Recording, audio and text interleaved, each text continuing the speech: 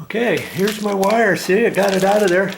And I've got to fish it all the way over, boom, boom, boom, boom, boom. But I want to talk about this cover plate, this blank plate. See, I got a 2-gang cover plate because I cut my inspection hole big enough. I can't get a single one in there, and that's okay.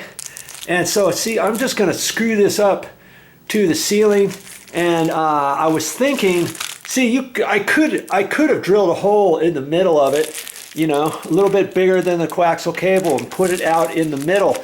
Put the cover plate on right now, let it slide up in there. I could do that, but another thing I could do is I could just push this over off to the side, couldn't I? And cut just a slight little notch in the end of the sheetrock right there. And then when I put my cover plate on, I can just barely cover that over there, and this would in fact be coming out between the edge of the cover plate and the sheetrock wall, and then I can just caulk around it and make it all look nice and pretty, and it be up nice and tight up to the ceiling. So I can do it that way too. And I just put some plastic anchors in here, the screw-in anchors or anything like that. I don't need to put that cut-in little telephone box up there. That's almost $4. I don't need that. I just need a couple plastic anchors and screw this baby in. So either way will work, okay? All right, keep it going. Now you know. Okay, I figure I might as well tell you this too. Because this is one full length that goes all the way up where we want it and all the way down over to here, what I'm going to do too is after I pull this out through there, I'm going to pull some extra down the wall so I got a little extra play there in case somebody ever wants to open up that box and, let's say, cut the coaxial cable and put a splitter in there. They've got some extra to play with, you know what I mean? That's how they usually do it on all their areas. So I'm going to do that at that box, and then when I do this cut-in box up here, I'm going to do the same thing. When I get down there, just because it's just going to be a raceway to go down to here, I'm gonna leave a little extra, and then when it comes out here, you know, before he makes his connections, he'll make his connections long, and then he can throw them back in the wall.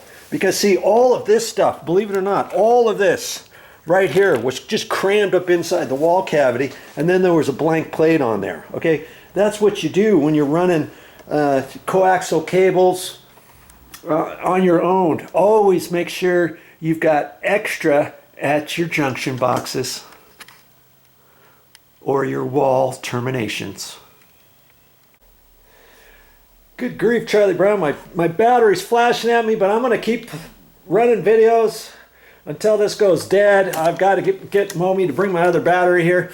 Now I'm going to put a cut-in box up here, because see, this coaxial cable is going to come around from over here way up high. So I want that coaxial cable up high, and then I want it to drop down.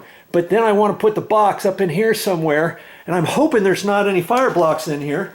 And usually, I was taught when I did construction years ago that there's fire blocks.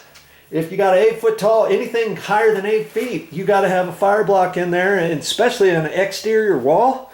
I don't know if this one's got one or not. I used my tape measure and pushed it up through that hole, but I don't really like doing that. I only got up about 2 feet, and I thought I better stop because I was hitting something and there's a clump of wires in there and stuff. And as I was pulling my tape measure back down, it got stuck, and I thought, oh no. This is why you're not supposed to push your tape measure up walls, because if you get it stuck and if you can't get it out, you just ruined your tape measure. You got to cut it to get it out or jerk on it, and then you messed up the tip. Well, I had my my fish tape. I call this an electrical fish tape. And you unwind it like this.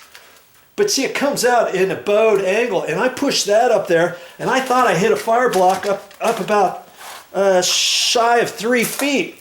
But I think that was just hitting maybe a clump of wires, and it was pushing the wire over. So I don't think it was going up all the way. So I thought, you know, I've got my extension bits here for my flexi bits, and I already hooked up 2 of them together, and I pushed that.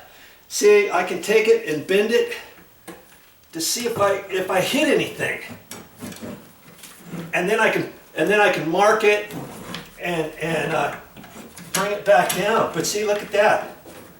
It's going up virtually almost all the way. No fire block.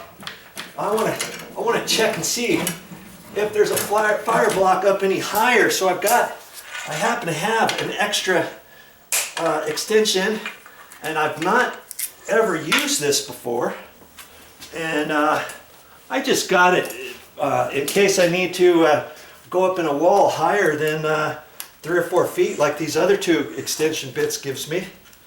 Okay, so I'm gonna have to come on.